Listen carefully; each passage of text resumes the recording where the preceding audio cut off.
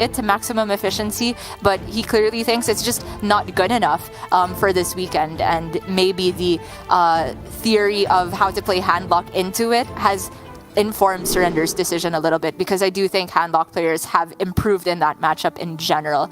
We can get into that a bit later though, because Surrender will start off with the Druid with Nature Studies and Glowfly Swarm in the opening hand. I feel like that's above average what you're going to get for Face Hunter matchup. I agree. You are on the play, which obviously hinders you somewhat. You have no coin, which is a spell in its own right, and no extra card. But as you say, what else are you really looking for? Like, I guess Overgrowth and Lunar Eclipse you would maybe rather have than Glowfly Swarm, but I'm still keeping it. It's the thing that differentiates it, as you so correctly put, from the full-on Celestial Alignment Cthulhu version.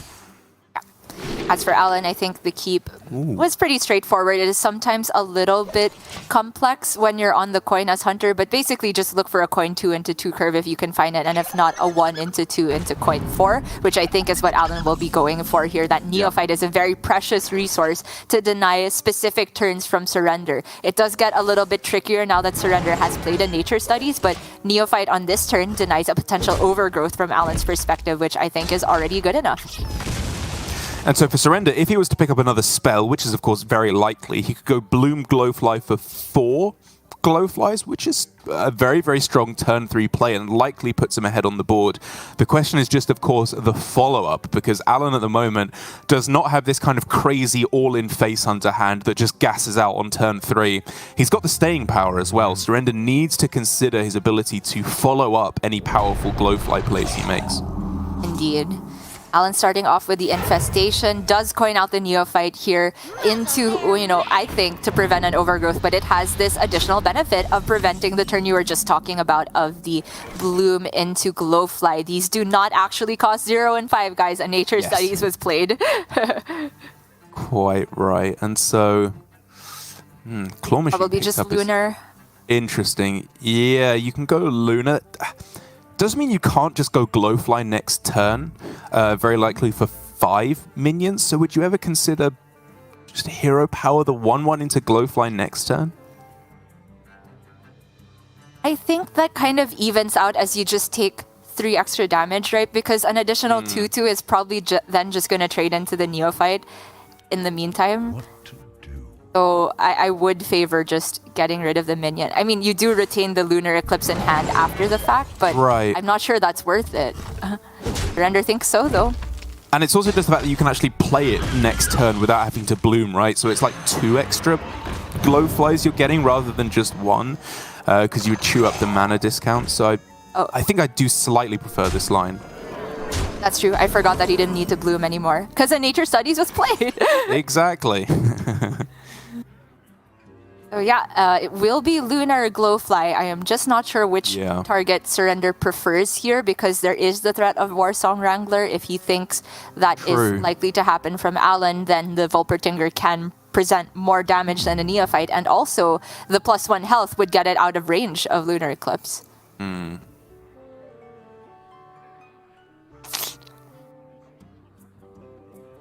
Maybe Surrender's in a bad enough spot that he doesn't want to play around anything other than face value, though, so simplest play is to take off the most immediate damage, and that's a Neophyte. It's really close. I don't think he can have a particular read on Alan's hand. I guess the follow-up question is, if your opponent picks Volpertinger, are they happy? Like, if you shot the Volpertinger, would they pick Volpertinger as the second option? Probably not. I think they just divert over to Rhino if they had the Warsong, so maybe you're not baiting them into going to Volpertinger, but it's not like pure downside. But in the end, he takes a third route of not Lunar Eclipsing anything and just going straight up Glowfly. I'm shocked. That's 4 extra damage he's taking this turn, or 3, depending on what he would have shot. Because I'm not really sure what the Lunar is doing next turn other than removing a Neophyte that might be left. Yeah, I mean, of course you're exchanging that health for a 2/2 if you want to be generous. But yeah, even so. I mean, yeah, I guess just the fact that you can get 1 more 2/2 and then go Bloom, Innovate, Lunar Eclipse Cenarian next turn is pretty strong. That is true. It is more overall board presence. It's weaker if Alan decides to take value trades, but I mean, who knows if he will take value trades. Maybe Surrender's just thinking, if I get VT'd, I'm still happy anyway. Because it's not as though Alan simply always ignores this board, right? There is a world where Surrender just has the Bloom Solar Arbor up hand and dies on the spot. I think at least one of these minions is getting traded down, but I do still favor the Wrangler for Rhino here. Alan deep in the tank on this turn, though, really doesn't want to be making any mistakes whatsoever, given his slim chance he has here at turning around his disastrous season so far. And he goes for the full trade line, playing around Arbor up as heavily as possible here. And to be fair, this turn for Surrender is turning out to look pretty good. Yeah, I mean, he wasn't necessarily bluffing this exactly, but Alan paid attention and respect to the possibility of Arbor up, which means that Surrender gets a much cleaner board to go for the Cenarion Ward, because he did save that Lunar Eclipse, which he can use on the Bone Chewer Brawler and then just trade away his last remaining Glowfly into the Neophyte. And I think even with the pickup of alignment, I'm not really considering anything other than Cenarion Ward, just because it's so powerful right now. And it curves into Germination, so if they can't clear it off, you get another huge taunt. Yeah, I'd never think it's alignment. The only other consideration for Surrender is maybe Claw Machine, because he does have this Germination, right? We know the Claw Machine will pull him Anaconda. That's true. So he could technically go for Innervate Claw Machine and hold the Lunar yet again. Wow. Really? Oh, okay. It's super different. I mean, it's a little bit greedy, but it's like, I mean, it's being aware that 20 is relatively safe at this point, I think. Yeah. Okay. Now, absolutely, you are picking the Volpatinger just to fill out your mana for the remainder of the turn. Trades away, and now Surrender's looking for some big outcomes off the top. We want Fungal Fortunes. Lightning Bloom means that what Cenarion costs 4? Still not playable with Germination, right? It's just a little bit short because he has to go Anaconda Bloom Germination, so the first Bloom is already used, and then the Cenarion costs 4. So I don't think it is necessarily Anaconda. Oh, okay. I think it has to be, right? You can go Eclipse Germination just to get 2 6/10s on the board. Yeah, and one has taunt. It's fine, it's fine. I forgot about the taunt. None can stand against the Serpent Lord. It's a strong play, and things starting to finally slow down for Alan. He, of course, has the Barrack Kodobane, which is nice, and he can obviously chew through this Anaconda with the weapon as well. But then it opens up the possibility for the bonkers plays to start happening for Surrender. With one Anaconda still on the board, the sky's the limit. And at this point, Surrender just doesn't have that many bricks in the deck, right? I mean, outside of the ramp cards, it's just card draw and then things like Cenarion Ward. So I do think Alan has to clear at least one Anaconda, which he can do with the weapon in the trades, but boy, it's not looking great. I think he has to do this just to survive and maybe try and beat the hand where there's no additional armor from Surrender. So just play all the bursts the next turn.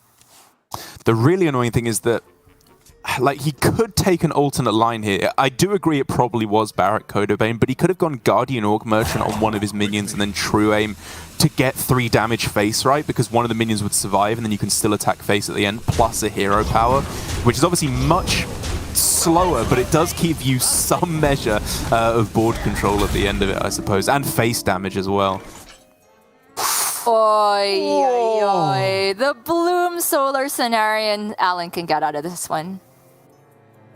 Yeah, I think the Druid may have gotten there. And Gia, what an important win for Surrender. We were talking about the relative targetability of Druid in this aggro lineup. Oh, he's going Celestial Alignment as well. Why not? It all costs 0. Yep.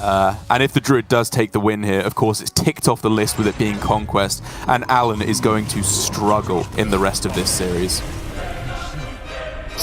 Put it perfectly. Alan's reaction and Surrender's reaction paints the picture very vividly here. Alan knows that his best target has escaped from his clutches. Now Surrender simply has to win with decks that are not that bad versus Aggro. The Handlock has removal tools. Again, it's not the best version of Warlock, I would say, versus Alan's lineup, but it's still much better than the Druid. So for Alan now, it's really going to be a test of whether he can get the win through with his Hunter, because so far all we've seen today is Hunter losing 4 times in a row.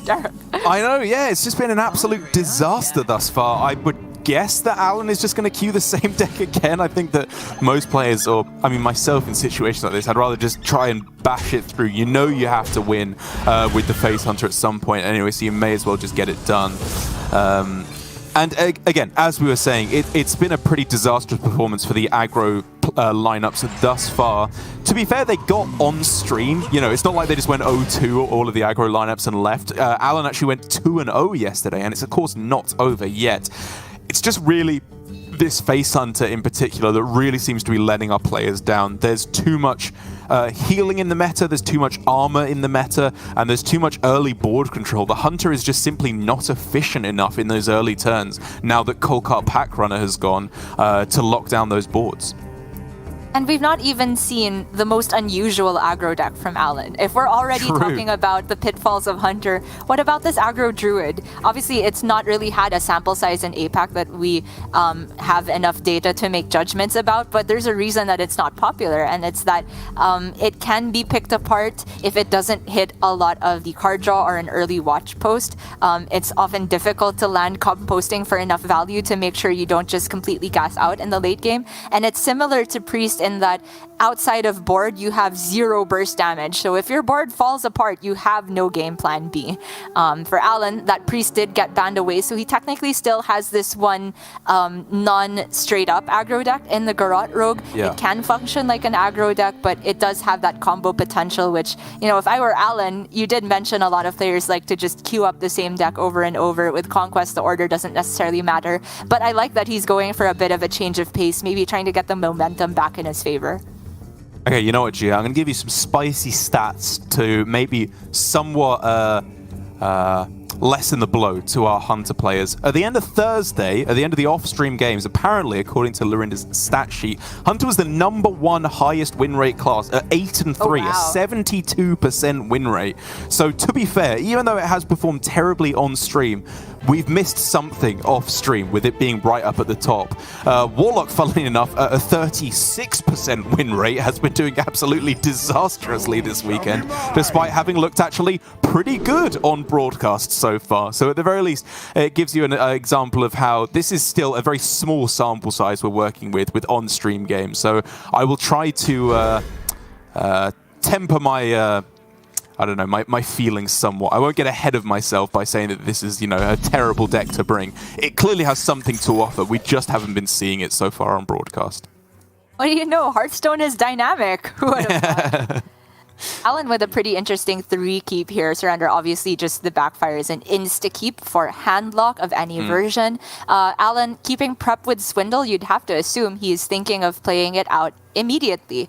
And you don't necessarily keep prep if you want to maximize card draw, but keeping prep with either Swindle or the Shroud of Concealment clues you into just the speed at which a player wants to go, right? Because technically, if you want to get maximum card draw, you can hold on to prep Swindle for a field contact turn, but if you're not spending that mana in the early game, you might get pressured by the likes of Giants towards the mid game.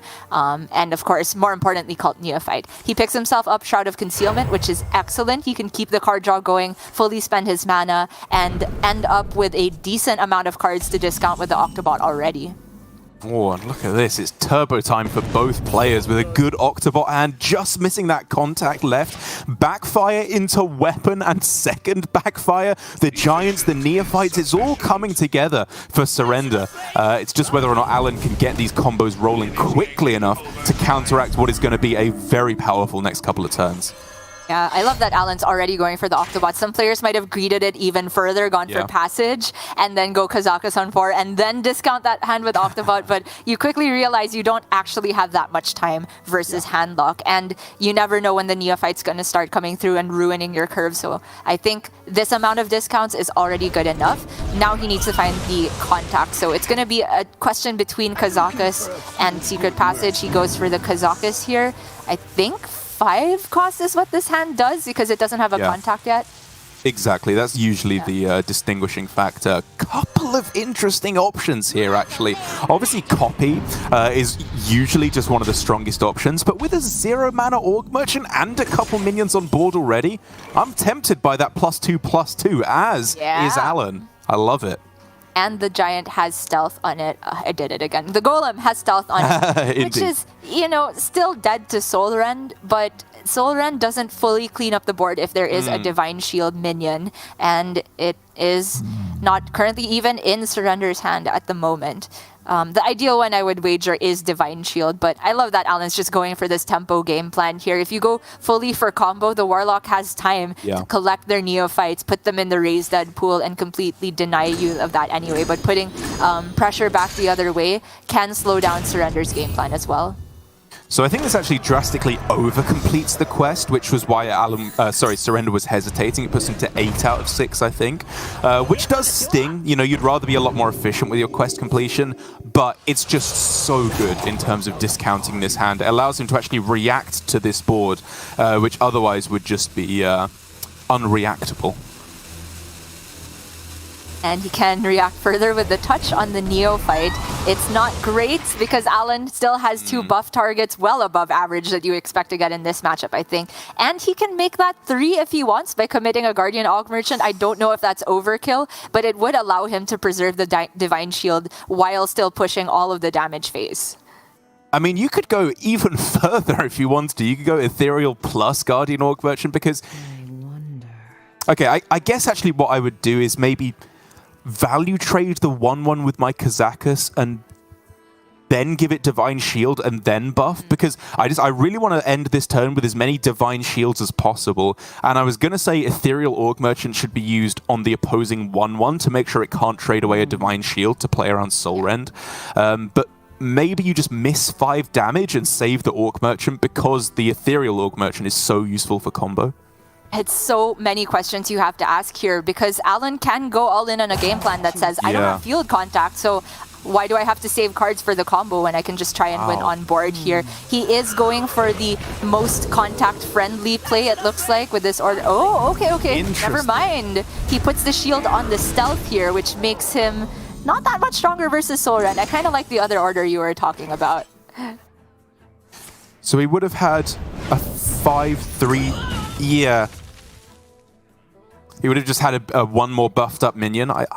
Yes. I think I agree there. I mean, the difference is, of course, that the Divine Shield can't be targeted on this one, and he's, of course, thinking Divine Shield plus Coil, plus Touch, plus Drain Soul can clear things up, whereas this way there is literally no way to clear off the Golem. More bones to gnaw. It's close. And that stealth is permanent, so it could be that Alan is just thinking way longer term than we are, which means that Surrender, if he ever wants to get rid of the stealth, if Alan just doesn't attack, has to play 2 Soul Rends over the course of the game. That's just not likely to happen with Surrender not even having found 1 so far. So Alan can potentially cash out this 5 damage at any point, have it as a receiver for Ethereal Aug Merchant buffs, but in the meantime, he really needs to find the field contact one way or another. Alan's play knew that the full board game plan was not likely to get there, especially versus the weapon from Surrender, and now the counter push is enormous. This is absolutely monstrous, and this actually comes from what was admittedly a pretty big misplay of a turn from Surrender. He raised deaded only 1 minion instead of 2 minions. He played a more expensive Null as well. Like, he got everything done. The important bits happened. This is the best hits, but this was a little bit of a messy turn from what we expect from Surrender, especially missing the attack at the end. Yeah, with the Null, it leaves an Octobot in play for Alan, which usually is a bigger deal than this, but with the Neophyte, Alan doesn't have very much he can do. No field contact. It still has to be a passage turn. even with like 2 pretty big misplays, this is still turn 6, by the way, that he did all of this. This is absolutely absurd. And with double Neophyte as well. Alan can go for the Secret Passage if he wants, but that's a 2-mana Shadow Step, my friend. This is doing absolutely nothing. This is game 3 instantly. It's all spells and a field contact. The field contact can't even be stepped. So obviously he can trade away the Divine Shield, freeze the Giant, so he's not dead, of course, on this turn. So many options. Great. Yeah, pretty much. And then he has 0 card draw in hand for the next turn. Even if he top decks field contact, he has just 1 Ethereal Og Merchant left, I think, in terms of discounts. Great. Yeah, it's pretty much a disaster. Well, let's tap.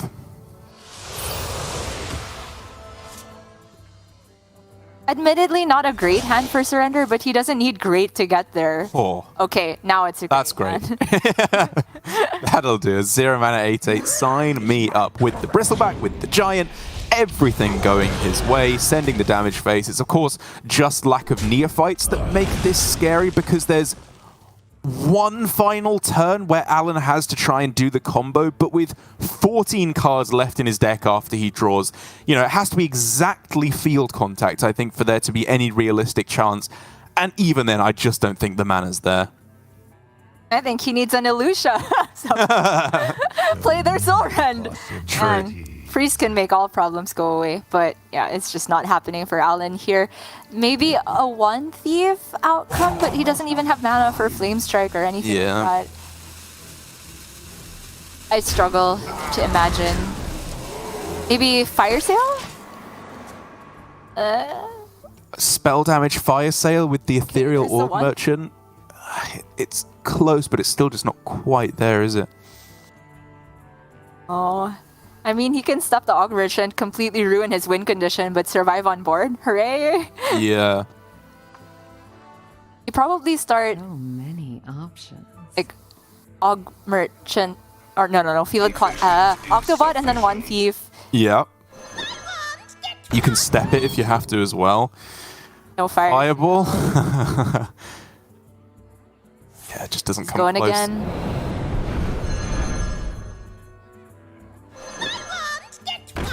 Fire Sale, he's alive on board. Oh. Yep. It's not there. That's going to be game. Mage Minion, Varden, Dawngrasp. Font Varden, yes, it's back. The old school APAC out is finally back. Okay, he's going for it. Wah, wah. I get it. Oh, man. Yeah, throws it down. And to be fair, even though I was kind of ragging on Surrender for what was a messy turn and how it was actually executed, the plan to set up that turn is perfect play in this matchup. That is exactly what you want to do. It is all of your threats clumped together, plus a Neophyte. 2 Neophytes, even in this instance. It shows he knows exactly what he's doing in this matchup. And again, even if the execution wasn't perfect, the overall game plan, the overall strategy from Surrender just shows he knows the exact plan in the matchup, which I love to see. This is just what we were talking about prior to the series starting with Surrender excluding the Garrote Rogue. A lot of people who have not brought Garrote Rogue are aware of how to play against it still, because it's still a very real threat in the meta. But they know that Handlock can consistently do this in the matchup when you're running the weapon, where you do just create that one insurmountable board, and even if Rogue has like a brain freeze, they're probably dead through the rest of it, or they simply can't go for the combo turn. And the fact that this happened even before Rogue can get to their combo turn on a good day, which is turn 7, just shows that the ceiling power level of Handlock is just insane. And now, after only an hour and a half of broadcast, we're already moving on to what could be, again, the final game of the series. Alan's approaching it in a different way to Okashinsuke, where instead of going for the same aggro deck 3 times in a row, he's switching between them. He's tried Face Hunter, he's tried Garrote Rogue, which is, you know, not obviously really an aggro deck, although it does kind of fit into the anti-combo lineup that aggro is obviously going for. And he's closing things out with Aggro Druid, a very, very weird deck. One that I hadn't really ever seen or played before it started cropping up in the Americas region a couple weeks ago, at least when TJ was playing this deck and enjoying it greatly.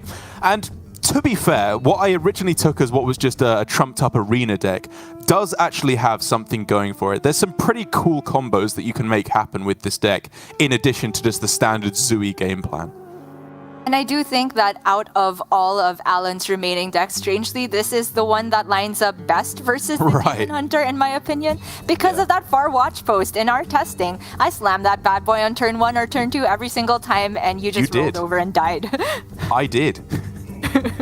It was not fun. Yep.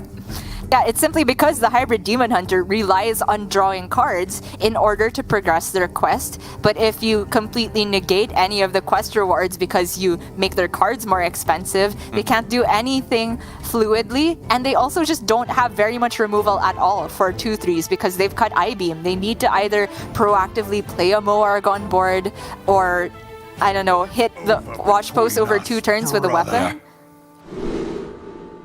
It's pretty funky, yeah. You don't have very many especially effective ways of dealing with it.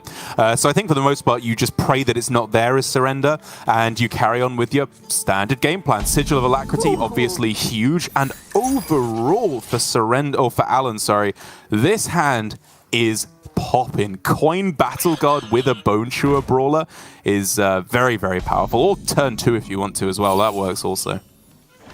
I mean, it's the strongest non-watch post hand you can possibly have in the matchup. The Squirrel on Curve I like. I think this is possibly a coin Oracle hand instead, and then just get copies of everything. Because how is Surrender gonna kill 4 health? Even if he has like Fellscream Blast or Immolation Aura, that's not within range of the Elune just yet. And Alan absolutely knows that Surrender will just be spending these first couple turns drawing. There's not a high likelihood that the 2/4 can be removed, and then Alan can go bonkers on board. But for now, Surrender going to debate whether it's worth playing the Crimson Sigil Runner to get its draw. It will be outcastable in the near-ish future because I think everything on the left can get played from Surrender. But just having the 1/1 body on board is not irrelevant here, especially if he wants to go Sigil. It's really close. I think I end up on Sigil Hero Power, I agree, because it is very likely outcast, but like next turn Acrobatics completes the quest, Acrobatics Sigil Runner, and you hope that there's some other discount that can get there. And also just, it means that turn 4 or maybe turn 5, you can try and go for a massive brute turn. Crimson Sigil Runner can often really help with that, especially if you find a discounted Illidari Studies, because it means you can play the Sigil for 0 mana and get a very nice turn with lots of draw.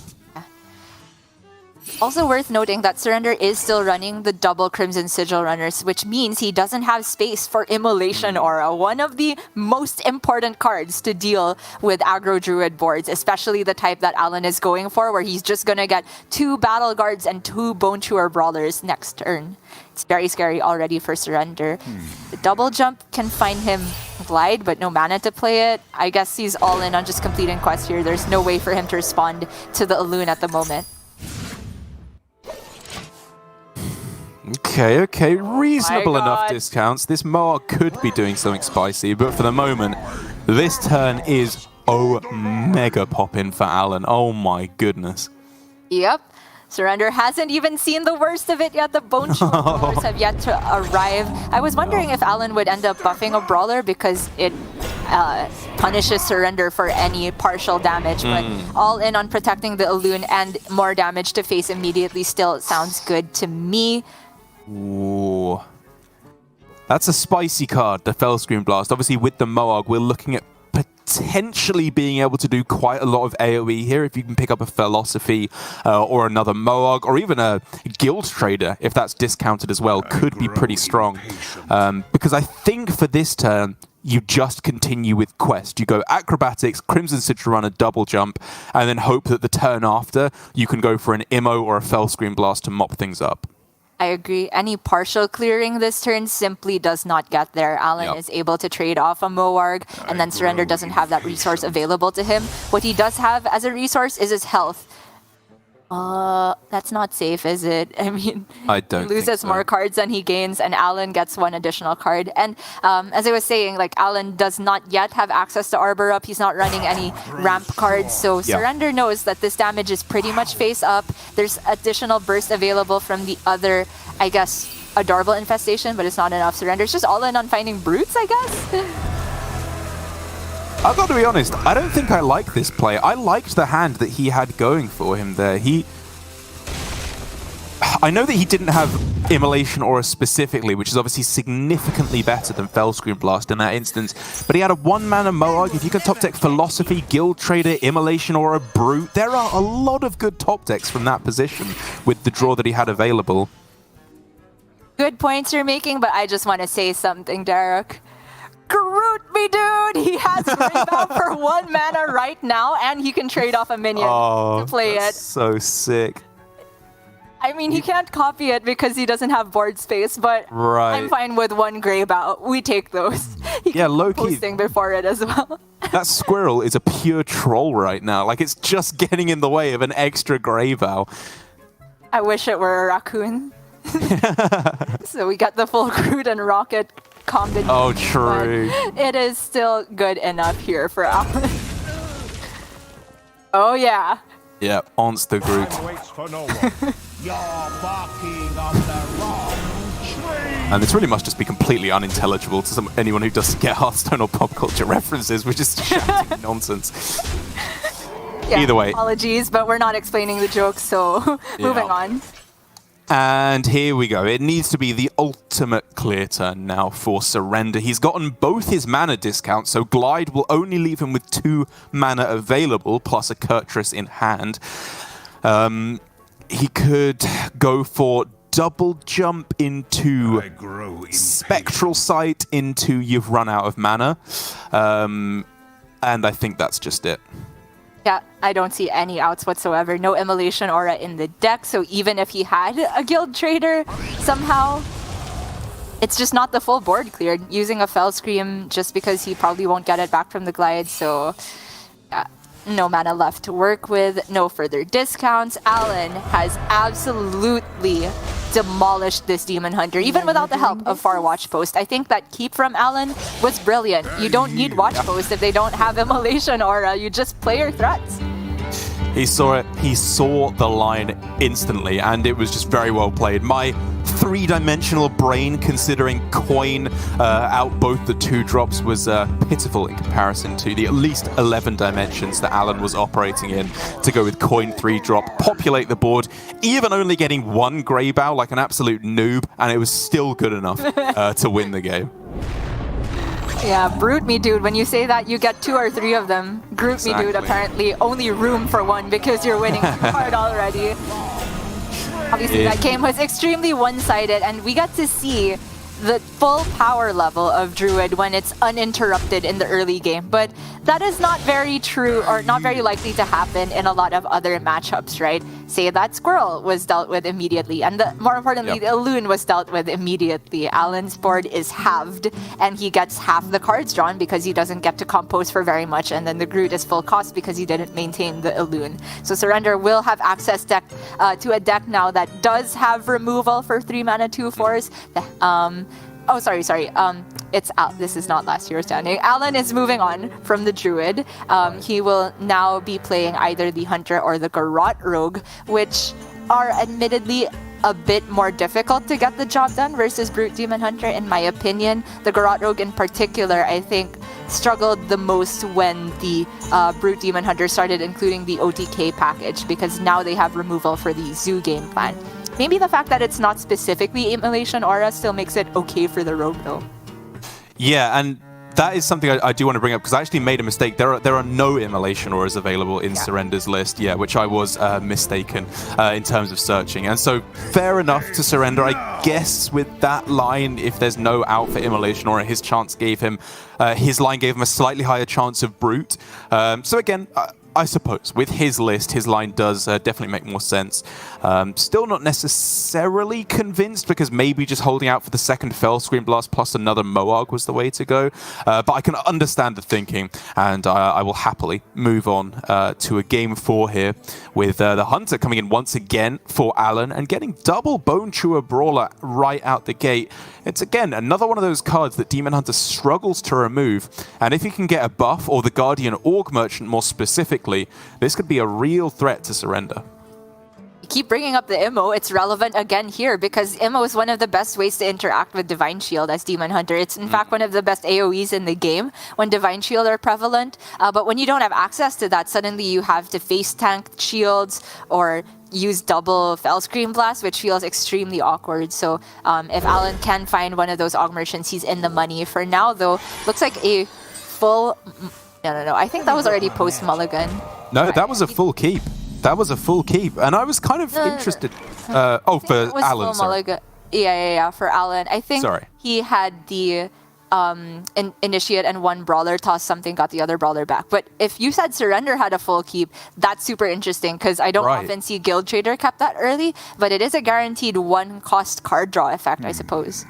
Yeah, and it's specifically with relation to that Spectral Sight, because you obviously can go turn one quest. Gets a little bit more interesting now with Moarg. You could maybe consider going Coin Moarg, but the game plan was Showdown, you then play the Sigil on 2, and then turn 3 you can go trade Guild Trader and go Spectral Sight if you have to, but you're likely to have another draw effect by then, so you can save the Spectral Sight for second layer quest completion. I think it's overall just really good understanding, actually, from Surrender of what you're trying to do in this early game, which is just all in on the quest completion, especially when you're not running Immolation Aura, so you have to hit those brutes.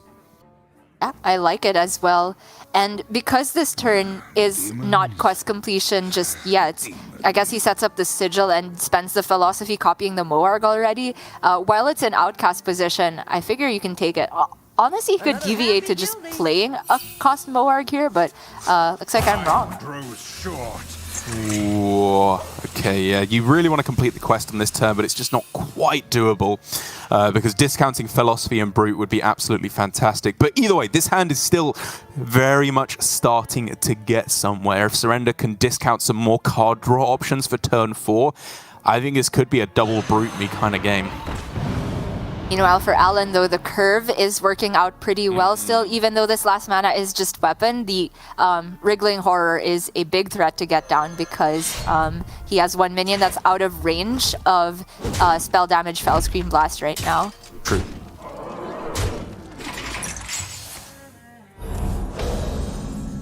Oh my goodness. If that's outcastable this turn, we could be talking serious business. Ooh. Okay, so I think now you go left Spectral Sight, yeah, and then you can get the Illidari Studies down to 0. And then, unless you can play double Brute this turn... And draw one more with this Spectral Sight. Gonna see what's in the studies first. Oh, Sigil Runner! Oh my god! Wow. So he draws 2 more. The Brute goes down to 1. I don't quite think he can fit it down to 0 and play a Philosophy.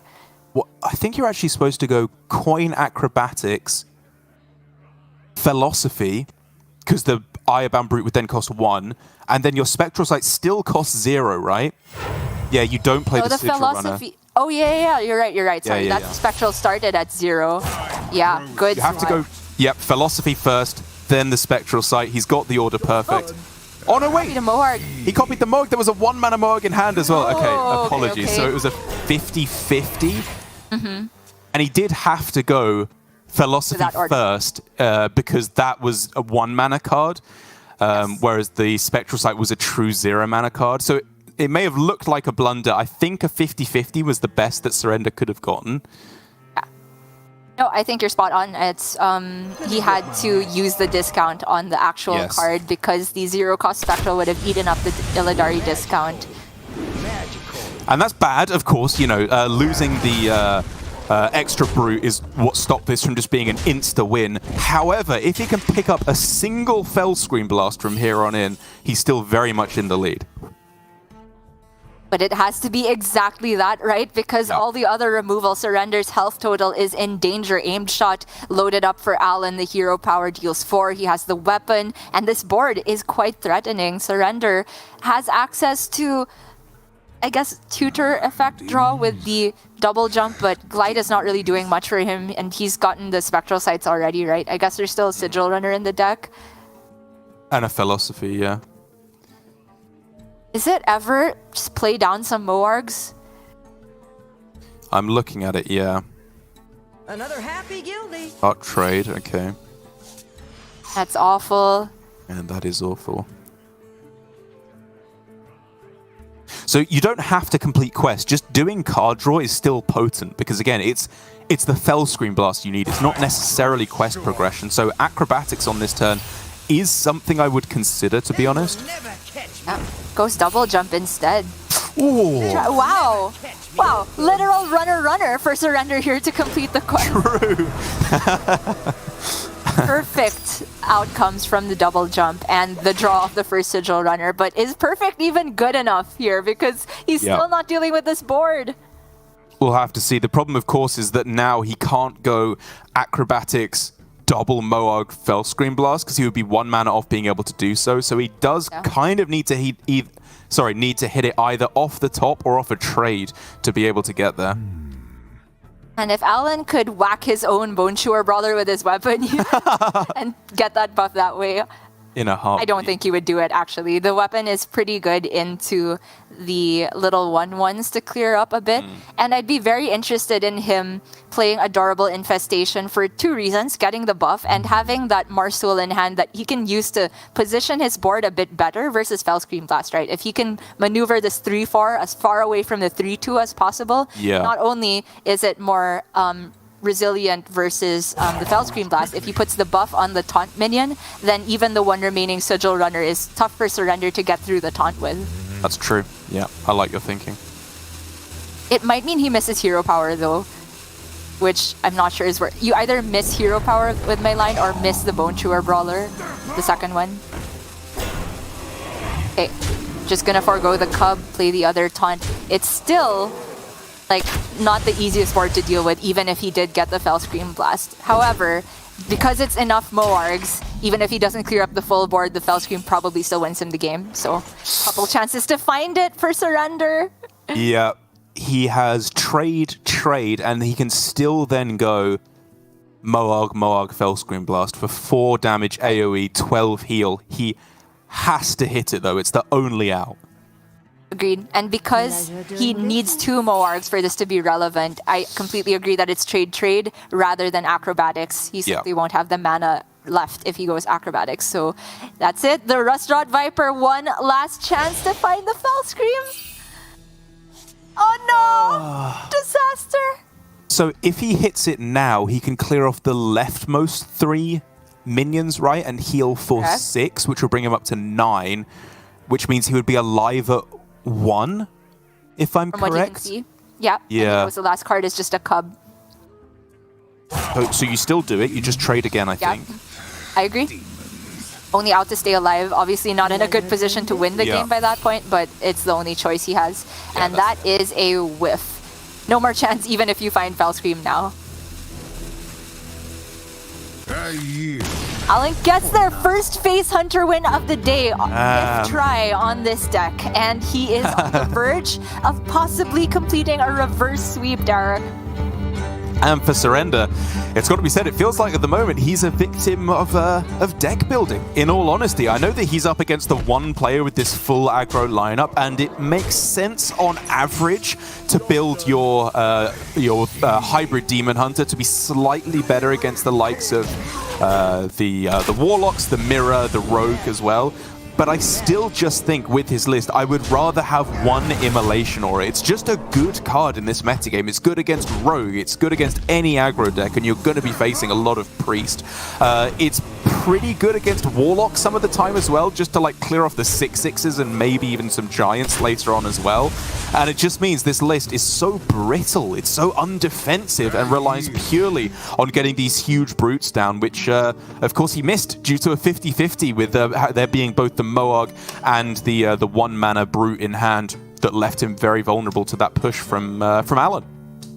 I tend to agree. At least one Immolation Aura gives the deck a lot of percentage in matchups where it really flounders and dies without that kind of insurance policy. But you do see the upside still for running Crimson Sigil Runner, because without that, you actually have very few cards you can draw with the double jump. It's not that uncommon for the double jumps to be bricking, especially towards the end of the game. And we did see that the runners for Surrender did allow him to complete the quest a bit further. Obviously, if they were Immolation Aura in this instance, it would have been much better for him. Yes.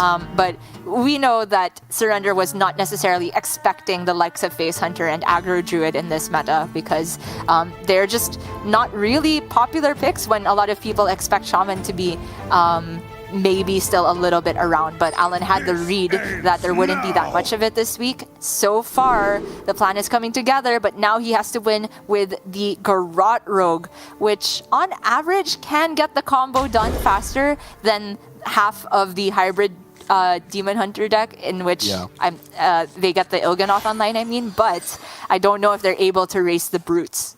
Exactly. I've got to be honest, I like the Demon Hunter in this matchup. The more I've been playing it, the more I felt that the glides are absolutely backbreaking. And aside from that, like you so correctly put, the Brutes just make it so difficult for the Rogue to get their own combo done whilst also saving enough pieces. Like, they have to use so many, often it has to be Ethereal Orc Merchant has to be used for spell damage just to clear off the Brutes. It makes it so difficult for them to go for their own combo and clearing the board at the same time.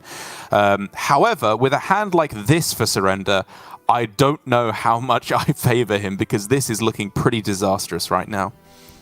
I don't know if Alan knows how good this Neophyte is, but it's like the best turn 2 Neophyte in history, because it's locking out a Spectral Sight from being outcast, and it means that it might not be outcast for a very, very long time, because Surrender is going to be drawing from the right, and the 2 Fellscream Blasts on the left are not dumpable cards. They are part of the win condition for half this deck. I mean, Surrender might very well decide that if he has to dump these to get his quest going at all, then he will take that downside just to get any sort of brute pressure going. But it's a huge relief for Alan if he sees those go away, because previously versus just straight up brute Demon Hunter, the Garrote Rogue can very happily send all their damage face, and even if brutes come online, maybe just get over the top with Garrotes and discovered spells. Not so when there is healing for the Demon Hunter.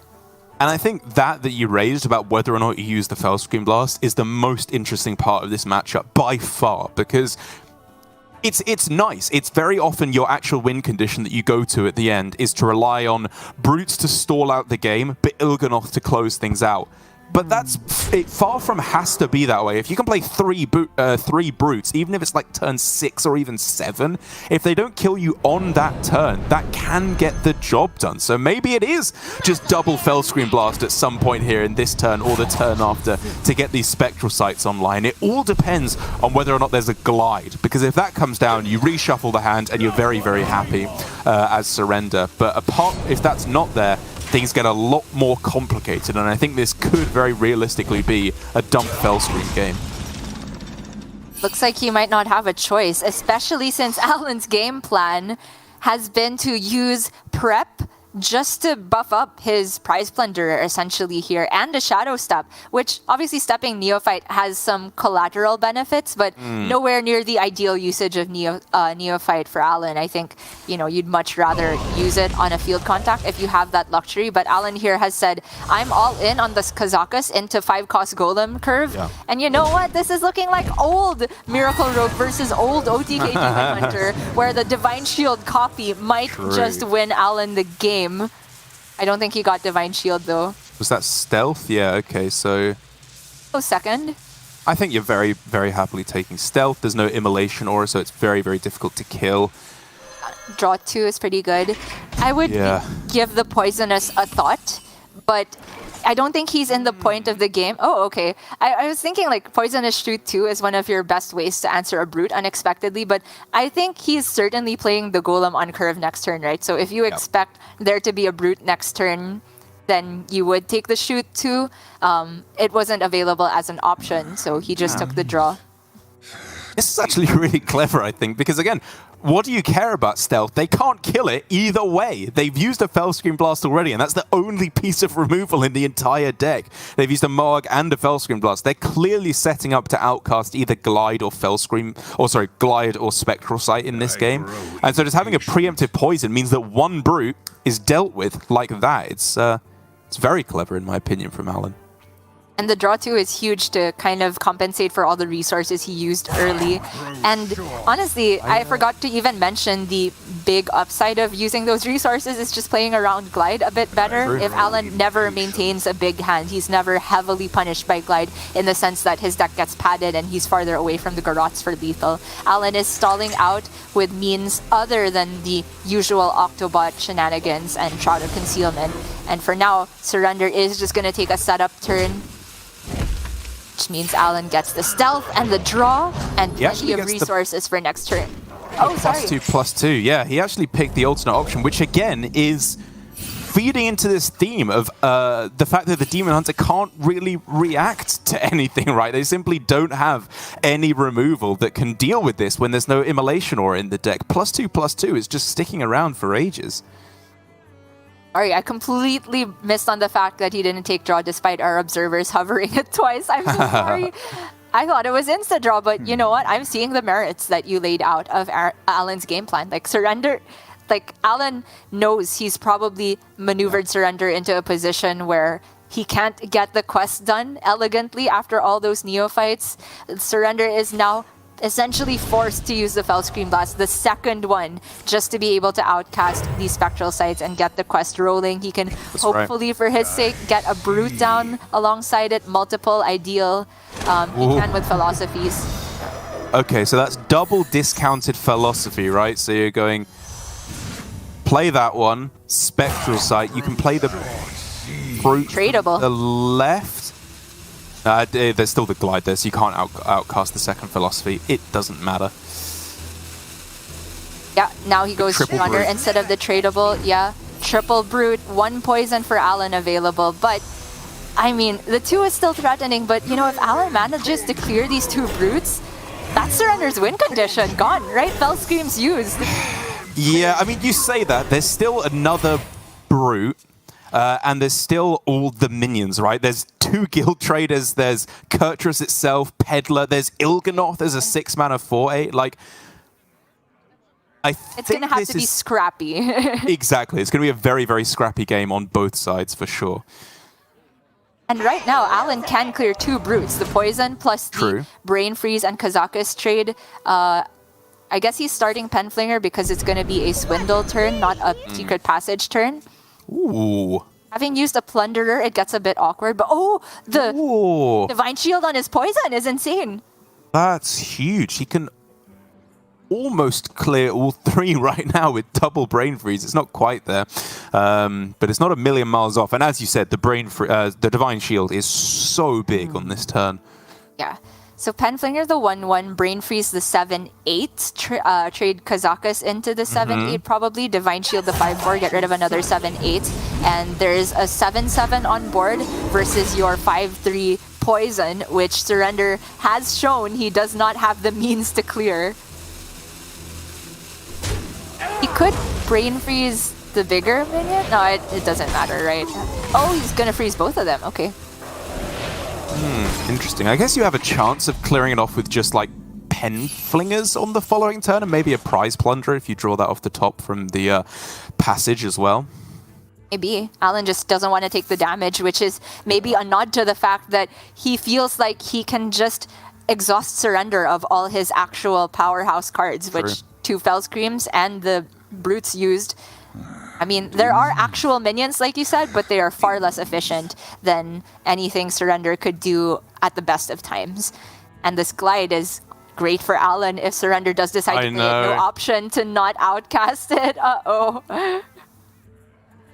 So there's obviously the possibility to go Moarg and then Crimson Sigil Runner if you're already in on the idea that you're not going for the Moarg OTK. That does open up an extra card draw, which I quite like.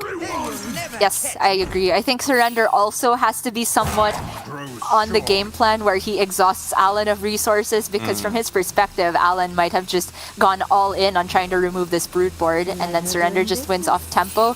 The weapon is low-key amazing here, so now he can clear off the poison golem with the 1/1 trade and hero power, right?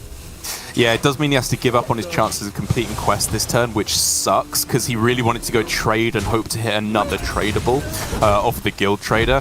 But as you say, you just hold it now, you clear off the poison, and you set up for quest number 2 next turn. Oh yeah, that's pretty good for Alan now, because Flinger... Okay. Does it not start Flinger? I guess he's just saying whatever he gets off passage is probably more valuable. Yeah, I think that's reasonable. You've still got 2 contacts in the deck, which you want to have as much mana spare as possible. Oh, yeah. Wow, Oh, the prize big. plunder and the shroud. Oh my gosh, these are all amazing. I think Shroud Swindle Plunderer is what I would end up on here. You do Okay. leave a Moarg on board, but you have the most cards in your original hand if you do that. The Penflinger's already returning to the original hand. So you could go Field Contact, Too quiet. Penflinger, Prize Plunder. I wonder if you just don't play any of the spells? It's kind of awkward. Yeah, Just because you load draw a mana lot of that way, cards. right? Yeah, but I'm hoping that you draw something off the top to fill out the mana anyway. Okay, fair enough. Prize Plunder does allow him to completely clear the board, which is a big deal. Not This super is big. on an additional draw, which is unfortunate because that's it for Alan's hand at the moment, and the field contact is dead to weapon. Surrender also needs to give Alan draw. Okay. He can draw the Peddler, right? Yeah. And then play the right-hand glide. Yeah, I think that's probably the way to go. You can kill the contact and then glide.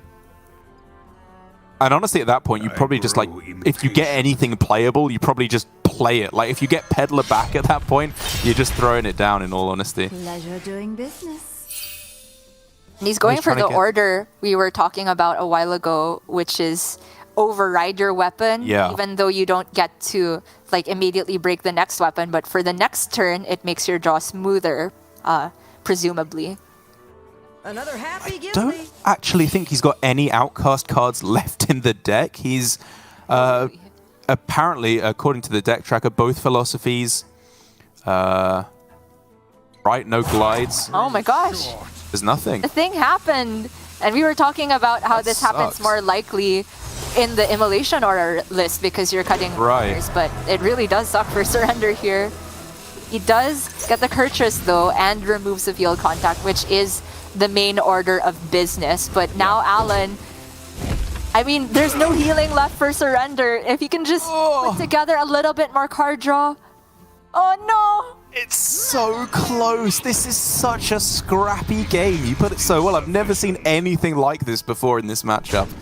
And the Octobots are just getting in there as one force. That's just the only line, right? I guess Lacing you hold up all one 8 of if its you boxing gloves. Yep. You keep a card in hand in case you draw Swindle, I suppose, to activate combo, or One Thief also. You're just jamming Il'gynoth here, right? Like, there's no healing in the deck anyway. I think you have to play Studies to find removal or something. Oh.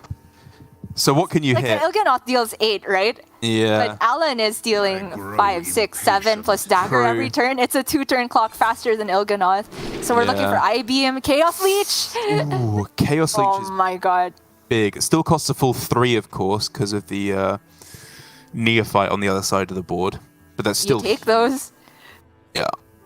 You're So weird, lapping these that two up. combo decks have essentially given up their combo and are trying to win on board. Yeah. Demons. And I do agree, it feels like the Rogue does it slightly better. It's just so difficult, because if Surrender can get Kurtress in hand and on board, then he starts to take over, I think, with the Glide as well. The amount of mana and tempo that he can generate is so extreme. When have you ever seen the opportunity to one-shot an Octobot? Not taken. This is the world we live in. Surrender knows Alan is kind of breaking at this point. He is just getting rid of more damage in the immediacy, trying to stay alive for his Kirch's game plan. Meanwhile, for Alan, still a couple good draws left. Swindle, Shroud, second field contact, not great immediately, great the turn after, and the secret passage. He hits one thief. What are we looking for now? Spring Water? Arcane Intellect? Apexis Blast? No, probably Fireball, I guess. viable, yeah, it's just more efficient, but either way, that's a pretty good card. You know, card draw was obviously number one, but that's not bad. Yeah, I mean, Surrender had to discover healing, so it's just a face race. If Surrender just plays Kirchus next turn, he is dead to the board, right? Alan's holding the Fireball, sure. True, yeah, it's 1 over lethal. So the studies again has to get Surrender some type of healing. If he wants to go for it, he can't have the read on Alan having the reach because Surrender could be thinking he's still alive this turn. Maybe he just goes Kirchus and set up for playing all the minions in the world next turn. But the thing is, he doesn't set up for a combo, so I do think at one point or another, he has to clear this board. So it's either clear the board, find healing, or hit Brute are realistically the things that he can look for. And I think with Glide, that is pretty much the game plan that he's opting for. One last Brute, there it is! Oh my goodness! That's so clutch. I think that does nothing, so he's just tossing it, yeah. But, well, Alan has top decks, and aside from that, he can... Okay, so the Brute's just dead to Fireball now? Yeah. And he's pushing 5 damage phase, 6 with a dagger. Oh my god. I think you proc one of the Octobots purely because you're putting spell damage on a higher health target. Like, you don't want to let them hero power down the one thief. Agreed. Oh my god, this game, 0 sense, Derek. I've never seen it pan out this way, but it's so cool. So, 5 damage pushed, 5 health left. Obviously, plenty enough to do that, even with a trade of the Kirchus. So we need something extra available. Cards left for Alan. Oh no, sorry, wrong one. Cards left for Surrender, apologies. I mean, there you go. You can see what combo pieces he has left. It's still all active. It's only studies that does anything, and he's found it. Oh my goodness. Skull? Wait. Again, what's left in the deck? It's nothing. Nothing reactive. Skull doesn't even do anything in this situation. I think he's just lost. Right? You can... There's just no other generation, is there? And there's no removal. There's no removal. Like, the most the Kirchus can take off the board is 2 damage, right? Everything else, including this Gladesmith, if Surrender wants to remove damage, he has to face tank that damage. Yeah, exactly. So, yeah, Alan, even without 2 damage, or minus 2 more damage on this, simply has enough. The scrappiest game of Hearthstone I have ever seen. Unbelievable. Absolutely unbelievable. I mean, like you said, I've never seen a game like that. Like, Alan's almost self-sabotaging of his game plan because he had the read on Glide was the line that got him there. That was such a well-played game by Alan, and he should be exactly as delighted with himself as he is. This is the man that we've been missing, Gia.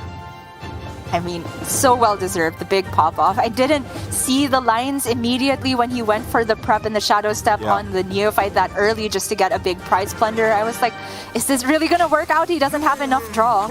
But maybe having seen that first Fell Stream from Surrender used for very little value, maybe he had the inkling that Surrender's hand was awkward enough, or much more likely, Alan was just trying to play around Glide the entire time. And it so happened that he got this kind of splash value pan out where Surrender's all in on the Brute game plan was picked apart by these brain freezes. The secret passage turn we can talk about still. I am not sure if field contact was strictly better, but it still worked out for Alan here. Just really well recognized that once the threats are gone from Surrender, he can just get there with a couple of Octobots going face. That's efficient for you, Derek. Absolutely. 16 hands coming straight at you. And there's not much that you can do about that. Overall, just, again, I think the real pièce de résistance from Alan was that Golem play. The fact that you and I were both thinking stealth and draw. Maybe poison and draw.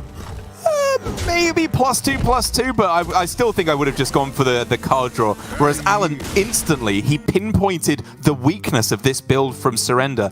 It's the lack of removal, the lack of immolation auras, and because of that, he exploited it with giving +2/+2 to just one minion, but that still, in this instance, was better than the card draw. It gave him the ability to clear off those 3 brutes so easily and continue on with this very board-based game plan, because he knows that in this matchup, if you go for draw a million cards, discount them with Octobot, you get glided, you get glid, you get glod, and then you lose. And so by going for this really weird board-based approach without drawing any cards really, it just got there.